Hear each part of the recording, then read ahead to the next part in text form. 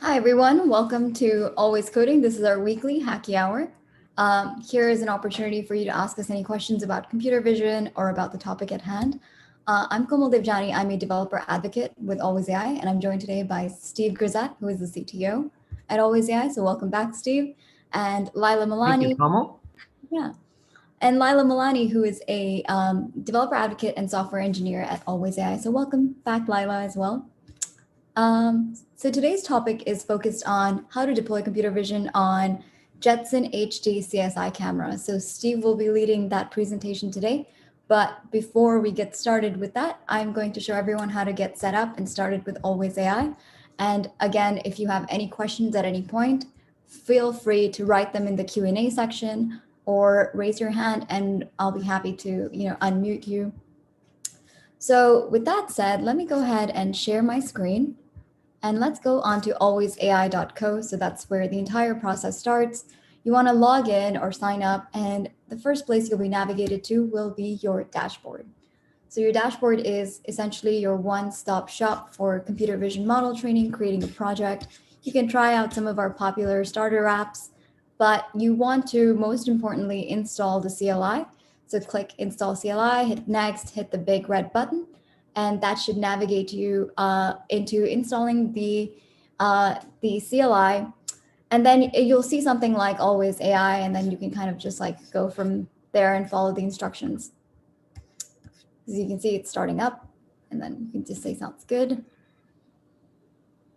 And it's checking for updates, so we're just gonna like let that do that. So let's just go ahead and run a simple project. So as I've already installed my CLI, so I'm pretty set up there. And let's just go into a hacky hour project and set us up. So let's open a new window in our terminal. And I'm going to make the screen a little bit bigger. I'm just going to go into my alwaysAI directory, and I'm going to copy this configure command.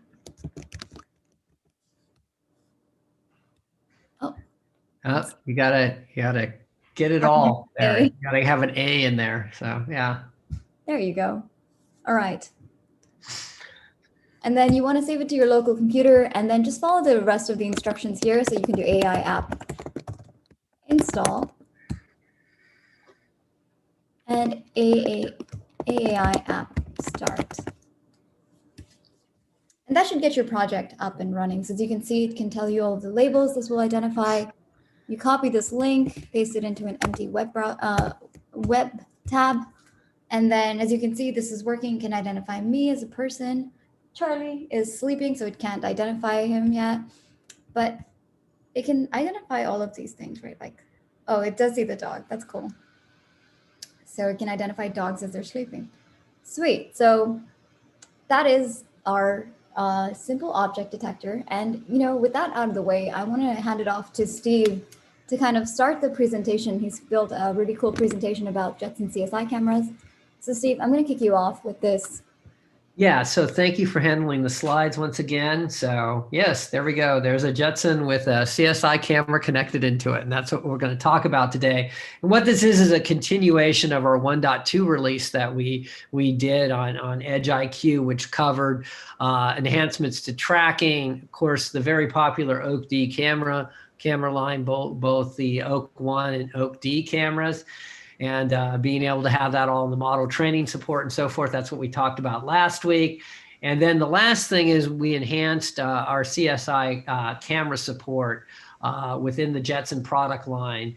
And so that's what we're going to cover today on this one. So hopefully it'll be more of a quick session, but we'll have some fun. So let's go quickly to the agenda slide on this. And so really, we're just gonna, so what I've been reminded as I was pushing this out, and I want to get the terminology, I used HD high definition. I'm probably consumer product oriented. So, it's a big thing, right? Nobody wants a non-HD TV or anything like that. But really where they come in is they talk about high quality cameras. And so what that is really a change in chipset that's coming out, and we'll cover that. So it really should say HQ instead of HD is what I've been reminded by Pi and NVIDIA and things like that. So this is the high quality camera that you can hook with the CSI interface, and we'll be going through that with the Jetson product line. And the reason we're kind of leaving the Pi out today is the Pi is simple. The Pi, basically, you buy one of the kits, and you go ahead and you hook it right up, and the OS and the Pi can handle it. It's a little bit trickier on the Jetson, and the Jetson requires that you connect and you recompile the kernel with a driver set. So the Jetson product line is a little bit behind where the Pi Foundation is right now in its development. So that's why we're going to spend some time. But anything I do today, you can do more easily on the Pi and so forth. And we will be focused pretty much on the Nano 2 gig, because that's what the community has told me they are interested in, and that's what they have in their hands. So, all right. So let's go through it. So let's just compare the sensors. So if you look on the top right corner, that's the classic CSI camera that we're used to seeing from the Pi. So that's revision 2.1 up there. Thanks. Thank you there, Komal, for pointing it out. And that's really running what they call a Sony IMX 2.1 sensor on it. And you're probably the highest speed you're going to be capable of is something called 30 frames per second. And then at high resolution, which is going to obviously drop it down from the 30 frames per second, you're going to see around, you can get up to 8 million pixel resolution on this camera. It's pretty good by 3280 by 2464. It's a nice camera. It's a well tested camera. It's very reliable, and you know, it's fairly low cost in what's going on. And then it has what you call a two-lane system, right? And the two-lane system basically is what we're talking about is data transfer. And so you have two lanes to data transfer. So as you want to go, what we're going to call high quality, high definition, they've upped the sensor. So what Pi and everybody's looking at is how do we up our sensor and get more lenses into the system. So what they've done is added this new unit, a new Pi unit, which is the lower right hand corner here on the thing, and it's based on the IMX 477 a chipset from Sony. All these are chipsets from Sony. And that has the capability of having 30 frame per second to 60 frame per second input. And it can go at 30 frames at it's 12 megapixel, but 456 by 3040. So how does it achieve that? Well, it just doubles the data lanes. And so to handle that doubling the data lanes, the C mount and CS mount cameras that are out there for the high definition side, and we'll talk a little bit about that later, you just need this new aperture, and that's what they have there on the camera and so forth. And if you look at it, this can be mounted on a tripod very easily and so forth.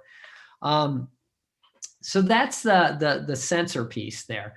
The next thing, let's go ahead and move to the next slide. So today we're going to cover two of the lenses, and so they're kind of neat. We're going to put on this aperture as we go out there to run it. You have your choice of a 35 millimeter camera. So we're actually going to turn our Jetson Nano into a 35 millimeter camera. Which is pretty cool. You can get telephoto lens type stuff and get close up on it. And then we'll also show what it looks like when you run a 6 millimeter focal length, which is one that's used in one of the lenses that's used in CCTV lenses. So this is what it has the ability to do for you and so forth. So you can start working on these higher ends. So we'll take a look at those two lenses, what they look like and so forth as best you can do indoors. Next, let's go to the next slide. So next, what I want to do is show you guys how that we'll go live here, and we'll show you how to change the driver system of the camera. So go in if you so we'll go in and we'll get it from our Git repository. So I'm going to take over the screen at this point in time on this. So let me go ahead and share the screen. Let me go ahead and share the screen, which is what I want to do. Continue and share. And then hopefully you can see our GitHub site. So within the GitHub site, what I've done is created just a high definition. So again, we'll cover some basics here, and then we'll do some enhanced, and we'll look at, looking at throughput and so forth on the 2G Jetson as we go forward on this. But there are some other repositories in here. So one of the things that on the standard Nano, not the 2G, but the standard 4 gig and Xavier, what I have is actually I used Ardu's cam. ArduCam's a high definition board as opposed to the Raspberry Pi Foundation. And there was a reason that I did that.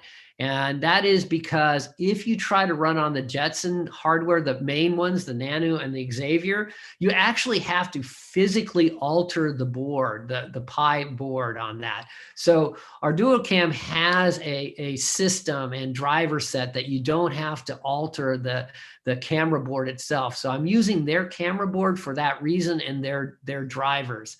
And so if you're going into, I recommend that, because once you have to snip resistors, you have to do all kinds of things like that, and it's not a nice thing to do. So if you're going to use the standard Xavier and the Nano cameras, I would recommend using that. And we have a script that they've written that will recompile the kernel, put the drivers in, download the Arduino camera stuff, and it will identify. So it has all the stuff there for you. So again, if you go that direction, buy that aperture from ArduCam, and then go ahead and run the script that they've created, and it will take care of everything for you. And like I said, it's a much more complicated process and so forth. So the other thing is, this is the basic. So if you're going to do the 2G, they're a little bit more advanced in their driver set and how to go back in between. So we have everything in this repo. Let me go back. And so anyway, in this repo right here, we have all the different updated drivers and so forth for you. And so that you can go ahead and upload and do everything you need to do on the system and so forth. But I can see I'm missing one of the drivers, but I'll fix that right after this on it. So let's go ahead and change our camera from IMX 2.18 or 219, excuse me, I'm making up Sony chips, to an IMX 477. So let's go ahead and do that. So let me go ahead and do what I told you guys to do, and that's get, because I'm not going to have that. So here we go. And we're going to do get the get.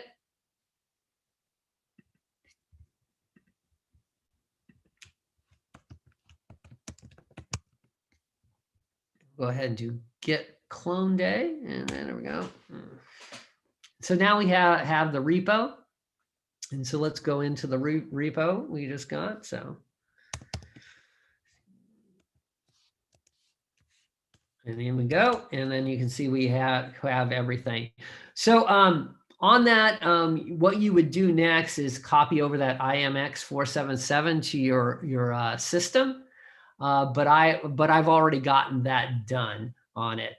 And so what I'm going to do next is go ahead and SSH into my camera, or into my Nano board. So I'm going to do SSH, alwaysAI, of course. Well, that's because that's the user ID on my my board. And then I'm going to go ahead and into it.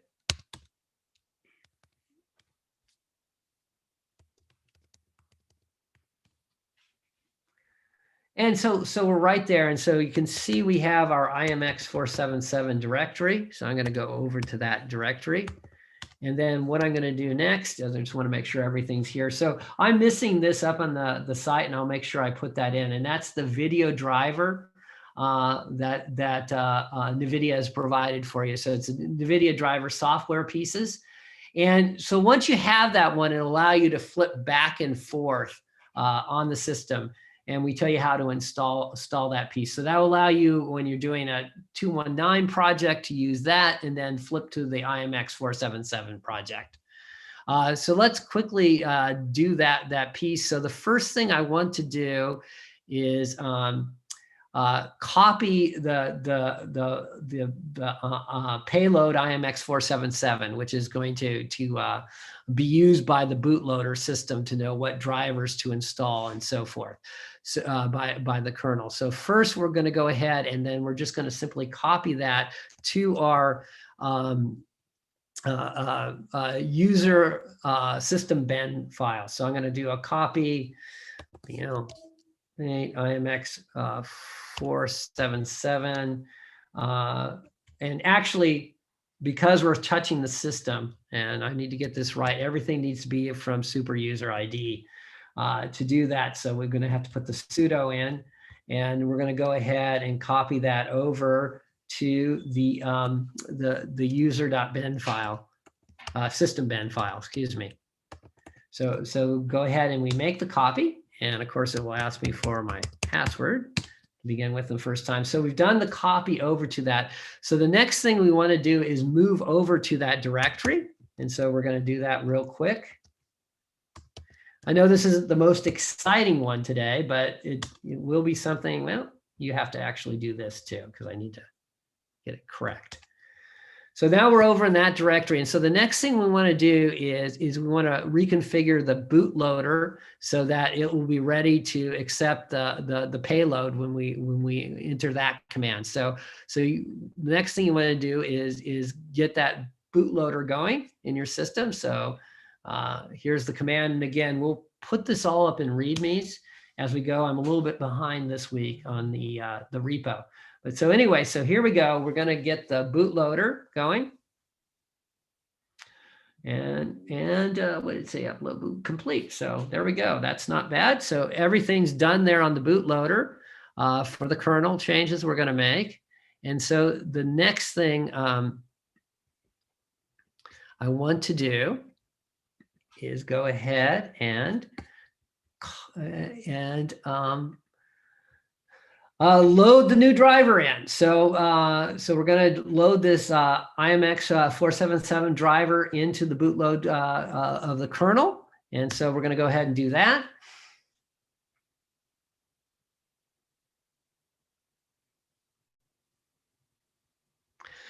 And so the next thing we want to do, and I've already done it, but let's go back to our root directory and then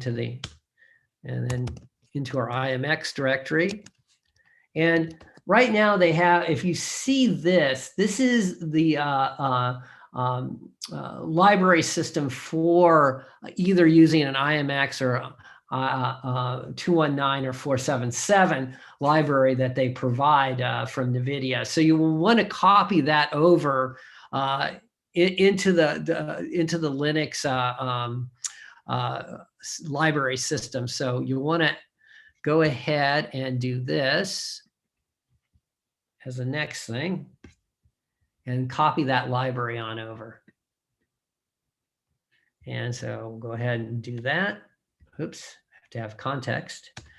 And so now we've done that. So there it is. So we're now ready to, now the only thing left to do is a reboot, and we've reconfigured our Nano 2 gig to be able to handle the high quality cameras. And then we can even right now, if we wanted to, we can reverse off the bootloader because it's pretty straightforward to use the 219 camera if we want to go backwards on it. And let's just go ahead and do sudo reboot. And so we'll give it a second to come back up here on it. So it's a good time if we have any questions. I know we have a small crowd today, so I'm not sure we're going to have any questions on this. No questions yet. But if anyone does have any questions, feel free to write them in the Q&A section or raise your hand. Yeah. Like I said, it's not the most exciting of computer vision topics, but this camera is our sensor, and there will be projects that you'll want to put these different type of lenses on over time, I'm sure. All right, so we should be rebooted. Let me check here on the system. Okay, cancel. So we should be rebooted. So let us go back in. So we rebooted. It was that simple. And so now here we go. Here's where we have to hope things work right. So we're going to go back in. And we'll take a look to make sure everything happened correctly. So what we want to do is let me get my notepad up here real quick. So we want to run this command after we've made the change and we have our camera hooked up. And we want to check to see whether we got the correct bindings of the system. So we're going to go ahead and take a look. Here we go.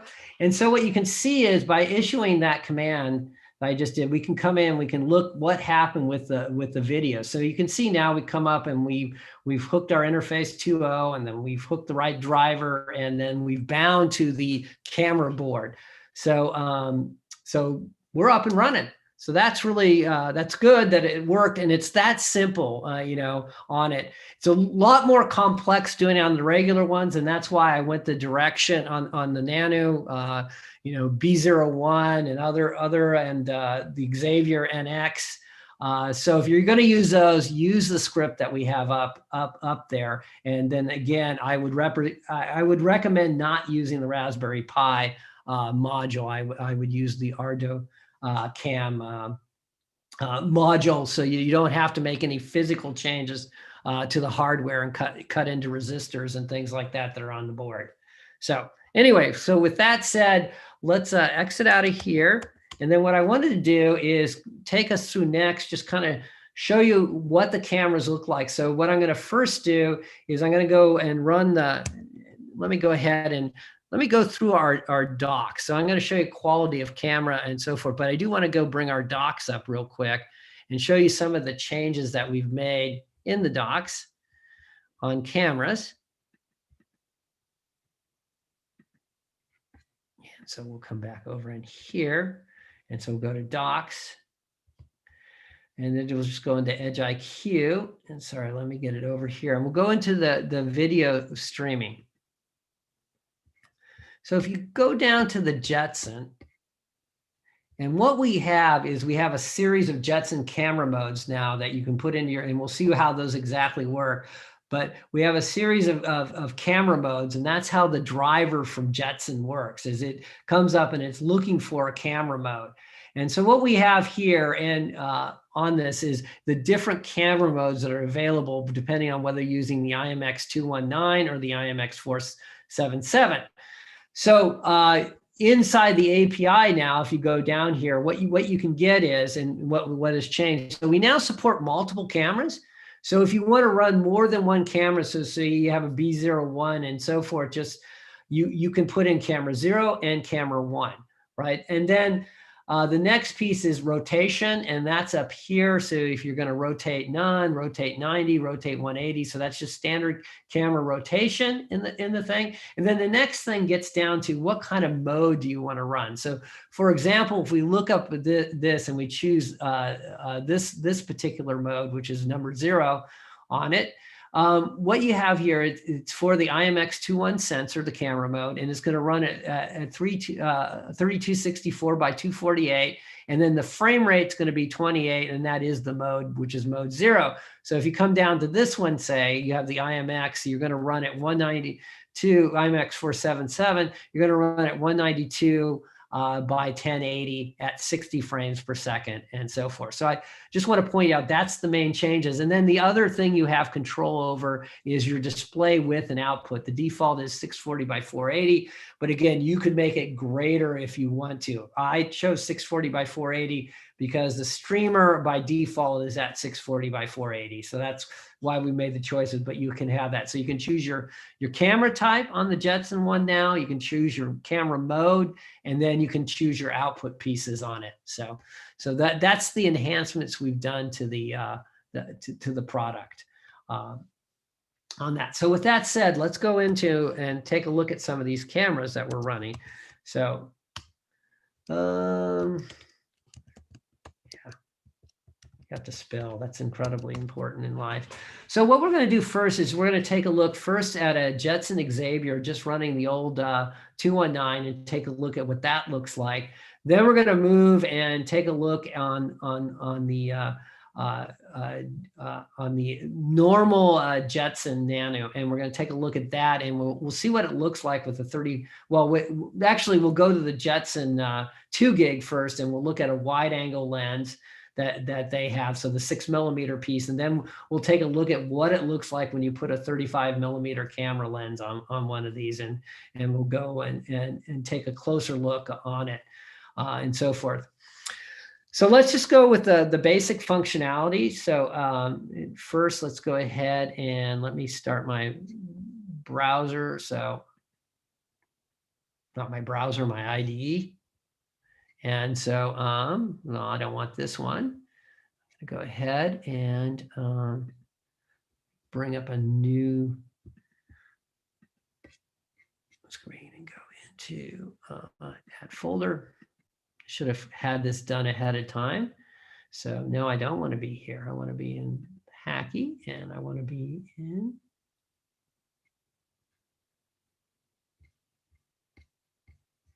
HD Cameras here at some point in time. There we go. And open.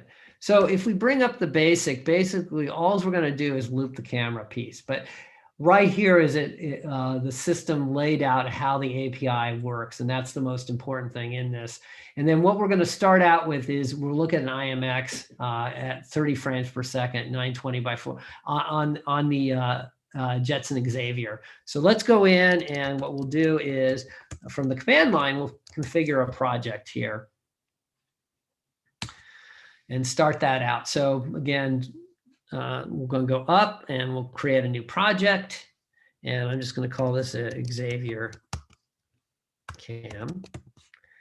And there's our project on it.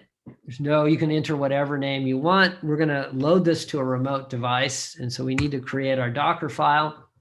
And then what we're going to do is I'm going to actually choose the Xavier on it. And then hopefully it's going to connect up for me here. And so it's updating the tokens. And I better have the Docker up to date, because otherwise we're going to watch a Docker download, and that's absolutely no fun. All right, so then the file system. And then what we're going to do is go ahead and install. So all the process that Kamal took you through, we're going to do again. We're just doing it at the device level.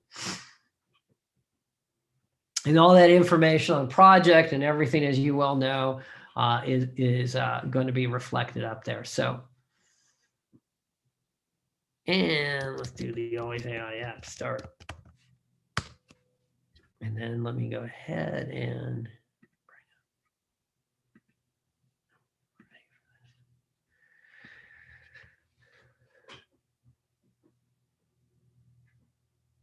so there we go. And you can see there's where the driver is going into. It's going into camera mode 2. The camera index is 0, so meaning I have one camera attached, and it's going to be running at 30 frames per second. So that's the NVIDIA driver response back. And so then what we'll come into this one, and we'll take a look at it.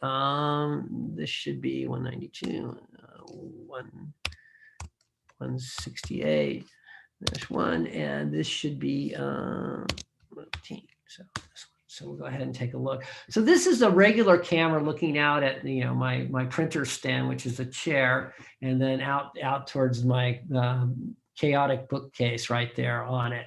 So that's what you normally see on the camera and so forth. So this is a standard, what we're always used to, Pi camera. So then next, let's go ahead and see what the high quality camera looks like on a 6mm basis on a CCTV type of camera. So what we're going to do on this one is we're going to go ahead and change which camera we're going to look, and I'm going to go back over to our source. And so what we're going to do actually on this one is say, let's change the camera. And so we're going to simply do this and paste it in. So now we're going to run one at 1920 by 1080 on the Jetson system. So now we've changed the API around by that, and that's the only thing we're going to change right now on this.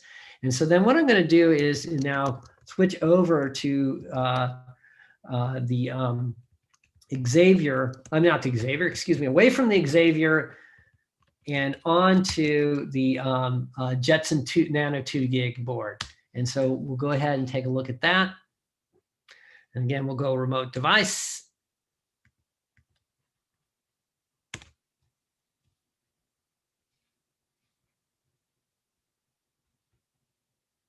So it's that simple when you're developing and you want to switch in different devices, take a look at different things, change the camera architecture and so forth with this API.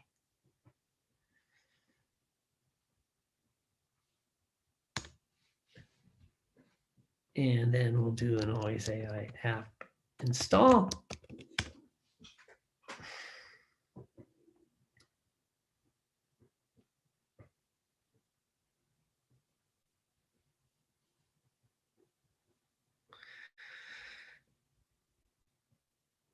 So how are we doing out there today, Kamal? Okay on it? Yeah, we're doing pretty good. I just got a message asking if I could share a link for the YouTube presentation, the YouTube stream for this. Okay. Yeah, so I've just shared that out, but there's no other questions. Okay, yeah, I know this one's kind of a dry subject matter, but I'm going to tell you, you probably in the long run will be using these on different projects and so forth as you go forward. There's a lot you can do, especially post-COVID when you can get outside with these type of cameras. So now we're going to start, and you see now we've changed the one, and now you can see the drivers coming up. We're still using camera index 0, but now we're in mode 1, and we're going to be running at 60 frames per second on this system. So let's go over and take a look. I think this is 22. So we're going to go take a look at this one. And so this is a high definition one coming through. So a little bit better quality than what we had. You can start to see things, but this is the high quality camera coming in with running at 60 frames per second on the Jetson Nano. So what we just upgraded on that. So that's the view from that camera, and we'll come back to this later, and I'll show you the frames in and so forth on one of our advanced driver features that I have up there. So let me stop this one, and then let's go in and take a look on another system, and we'll change our code, and we're going to go in and we're going to take a look at the Nano running. So not the 2 gig, but the full 4 gig, the full system running a 35 millimeter camera lens on this. And so what we'll do is we'll change. Again, it's really that simple. I'm going to go in and test this camera, and I'm going to change it to going full high def on this piece. So now we're going to be running at 432 by 340 at 30 frames per second. So camera mode 0 for this camera mode 0 for the IMX driver. And we're going to move over. And now this is going to be running the ArdoCam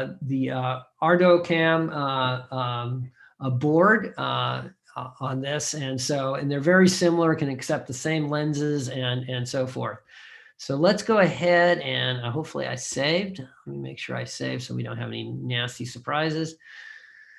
Okay, so then what we're going to do is just go ahead and we're going to switch devices. And I'm going to go remote, and then I have my Xavier, my Nano, and I'm just going to choose that. It's already in there.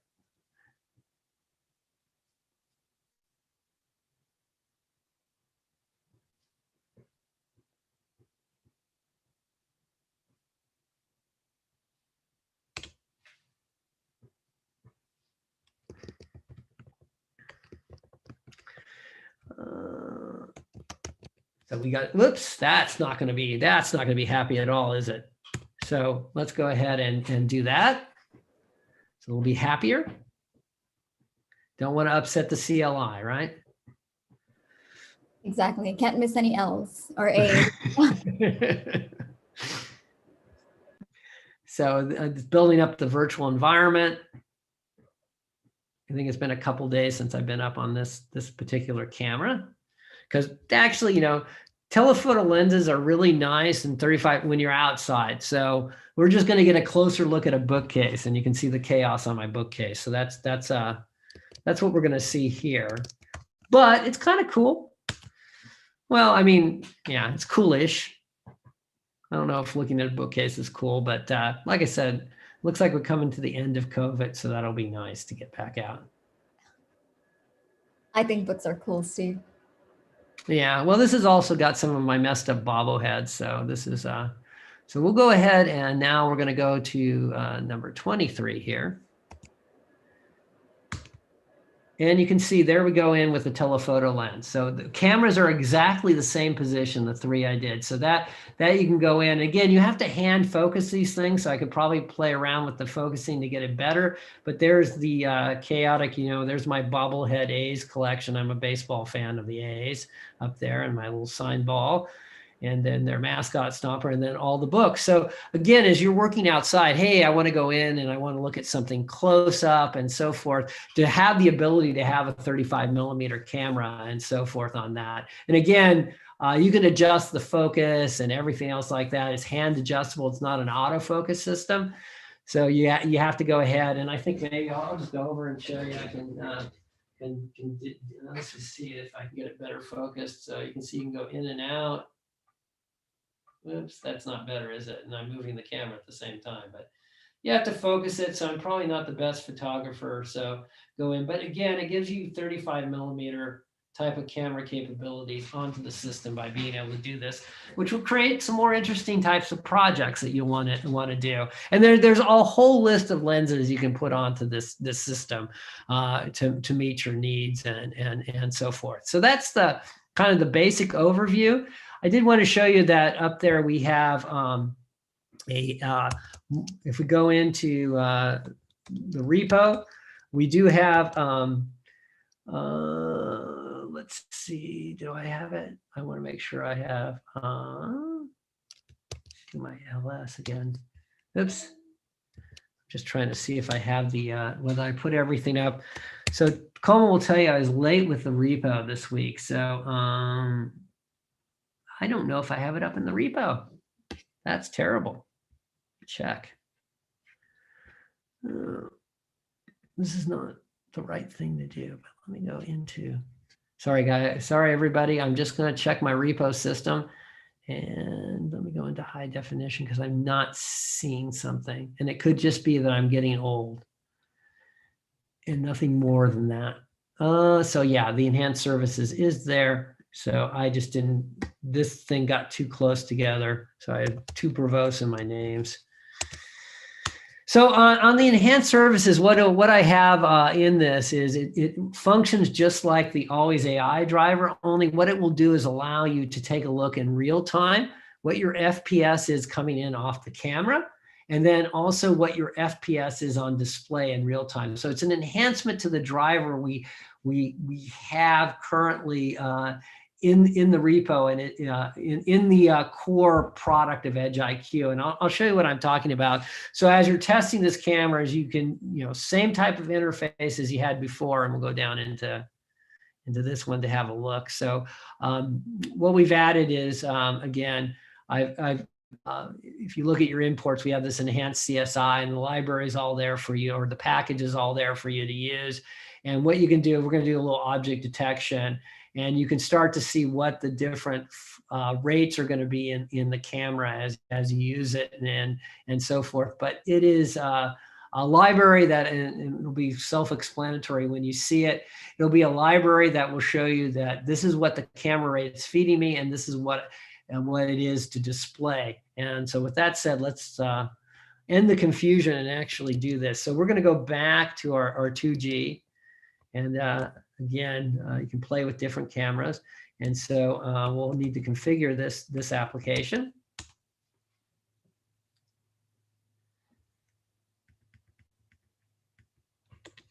Create a new project. And let's just say enhanced, I'll call it.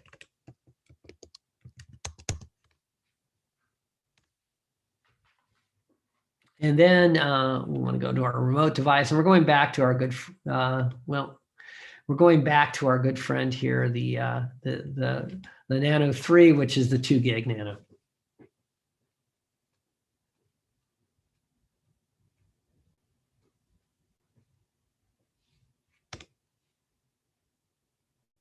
All right, and then what we want to do is we want to install.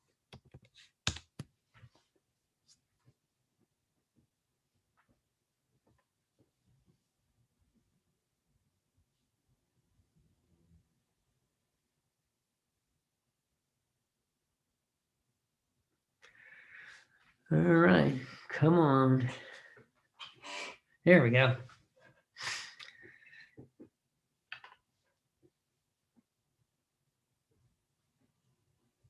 It's like, Kamal, every time I do these things, it's like my devices get tired at the end or something. I didn't think devices get tired, but they seem to slow down a little bit as we go forward on this. This one does have to install computer vision. So we're going to be using MobileNet SSD version 1. And then if you take a look at the code, what we're going to be doing is using the Jetson's CUDA interface to load onto the GPU with this one. So we're going to back end load to the GPU. This is pretty fast. But not, well, pretty close to what you can do when you use their TensorRT inferencing engine. This just allows you to use the standard models in the catalog and not have to go to TensorRT. But it will back end and put it into the CUDA and load what's appropriate into the CUDA system, which is CUDA basically is how is a set of software drivers from NVIDIA that allow the GPU and CPU to work closely together. So the CPU can send things to the GPU and get a response on the GPU and so forth. So it's a real good cooperative compute environment for the GPU. And so we're going to be taking advantage of this on this one. And, so we'll start it and we can see what we're doing with that. So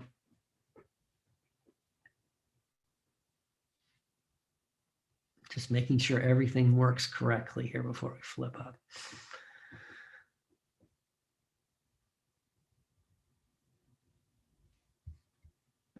So what do you mean by your devices get tired? It's just too much load on them? No. I'm just making a joke. It just seems like it gets slower and I get dead air on this stuff. Like last week, as I was loading to the Oak and things like that, it seemed to slow down. So let me go to 22.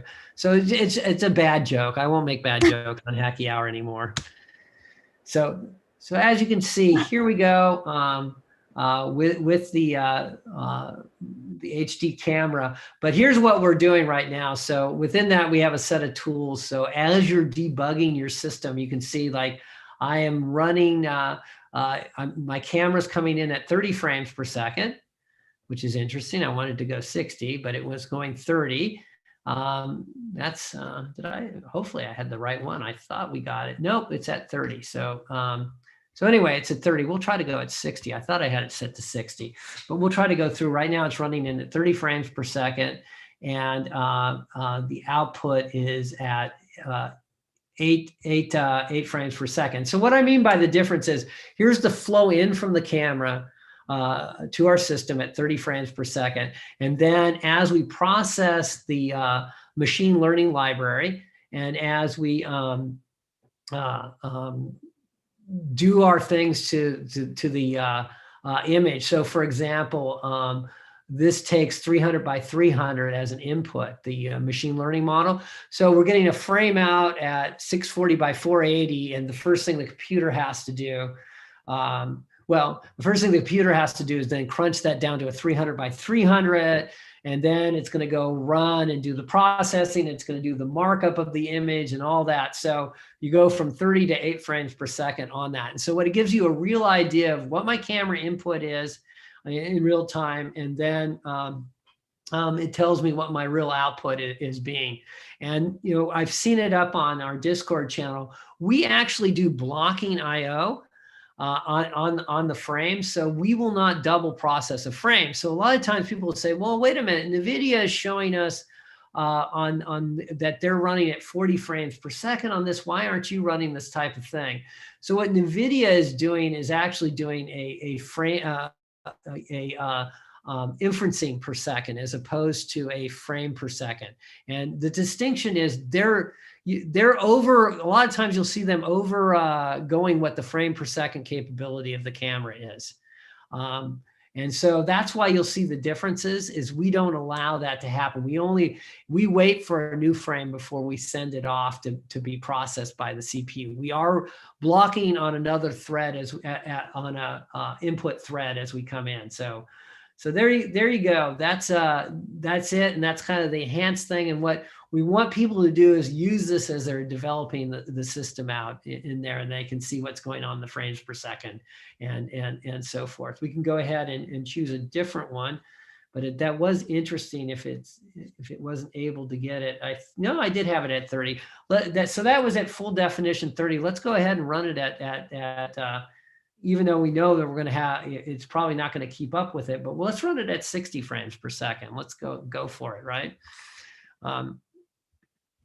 So I'll go ahead and change the parameter, and then we'll open it up to questions that anybody has about anything they want to talk about on it. And like I said, I know this was dry today, wasn't much fun, but it's something you're going to run into as you work with the Jetsons and want to switch your cameras around. So hopefully it'll be helpful for you in the future. So make that change. I always have to make sure I don't save something. The other night I was testing things out, but wasn't saving my code. And so I couldn't figure out why the response hadn't changed. So I've done that. It's usually something like saving a file, or I had it's always like a typo or like a number that's off or something. And like when you were changing your device IPs, I was just like plugging in the wrong IP and wondering why nothing was different. Yeah. I found this really interesting. I don't use, I have like my one camera. So I feel like, I just plug it in and hope it works. But this gives you a lot more control. Yeah, so it is going to be really nice. And as I said, as people can get outside and they want to like classify plants or, I don't know, take a look at things close up on stuff, for facial recognition, you probably want something like that 35 millimeter camera head. It just lets you do it. And I just want to, we do support it. And that's the good thing about it. So let's go ahead and get this one started. So the interesting thing was too, some of the stuff I've noticed on the 2G as the community forced me away from my Xavier, which is high end, right? To use more of the what is out there as you're prototyping and so forth, which is this 2G. And then you can see now we're at 60 frames per second. And so we'll take a look at this and hopefully it won't, that's not good. Did I break it again? So there we go. I didn't break it. I'm just impatient. So now you can see we're running at 60 frames per second on this. And you can see what's going on, how it's feeding. So you're still seeing the PS around 8 to 9 in real time, but you can see now your input is 60 frames per second on the system. So as if you were running against a TensorRT model, for example, you could get this mobile net up around processing frames on the read and display. Well, read would stay at 60, obviously around 60 frames, but you can get the read up to about in the 20s and so forth on that. So that's it. So as I said, now you can tune. You have all these different options, as Lila was pointing out. And I'm going to go ahead and stop sharing and get ready to answer if there's any questions on that. So yeah, does anyone have any questions for? So like I said, I think it's a dry thing. Yeah, and moving forward, we'll have less dry topics, but I also think this is valuable for everyone preparing to go outside and start making predictions that way. Yeah, so it's on that. Again, it's fairly easy. Don't be afraid of kernels when you're using the changing the kernel drivers in that 2G system. And then again, if you want to on the larger systems, you can go ahead and just run the scripts. They're already up there for you, and that will take care of all the kernel compiling and everything that needs to be done, and adding the drivers and everything. So it's all there for you if you want to go experiment on it. Like I said, Pi Foundation's done a great job. You just plug and play on that one. You don't have to do it. But if you do get the Pi high quality board and you want to move in and put that on a Jetson, then what you're going to have to do is alter the camera physically. So I mean the camera board physically. And there's instructions to how to do that. I just chose not to, and that's why I stayed away from that board for the Jetson. So that's it. So any questions on, projects you're working on and so forth, you have Lila and I's time. Otherwise, this will be a faster hacky hour with Steve presenting than you've seen. Now, Lila will be doing, and so will Como and everything, on a COVID webinar next week. And I would suggest you go there. You're going to see a much more interesting application than just doing object detection with cameras on that. So, I would suggest you take a look at that. But I think you'll find as you go back, this one will be useful as you change camera apertures and so forth, and get set up for that. So there we go. Short one today. Yeah. And yeah, that's a great plug, Steve. So we're hosting a webinar next Wednesday. Lila's going to prepare a really great demo to highlight how computer vision can optimize the vaccine distribution process. I know that's very near and dear to all of us, and we want all of us to be safe. So join us next Wednesday at 10:30 a.m. That's Pacific Daylight Time. I'm going to send a link in the chat so you all can register. Everyone should have received an email as well. Lila, do you have anything to share about the app? No, yeah, I think that's it. Hopefully the computer vision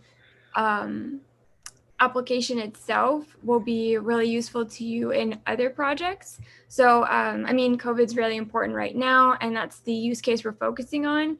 But if you're interested in how computer vision can be applied to real world use cases, it's going to be a fun one to just dive into, seeing the different ways you can apply all the stuff that we have in Edge IQ, in the cameras. All this stuff would be applicable. As Steve was saying, when you get out in the real world, you're going to need to change your use cases quite a bit. And yeah, so it'll be fun. We hope you come. And yeah. Awesome. Thank you so much, Lila. And thank you so much, Steve, for a great presentation as You're always. welcome. So hopefully people will find this useful. I found it useful. Thank you, Lila. I like coming to these even when I can't present, because I feel like it's a good way to learn new topics myself. Yeah, I think a little selfishly, I started. I know, it's always, yeah, it's like, oh, I have to come to Hacky Hour because it's, part of the job. But no, I would try to find a way to sneak on anyways. Yeah. Exactly. Well, thank you, everybody. I appreciate you. Thank you so much, Steve. We love your jokes, so don't. Always bring the jokes. All right.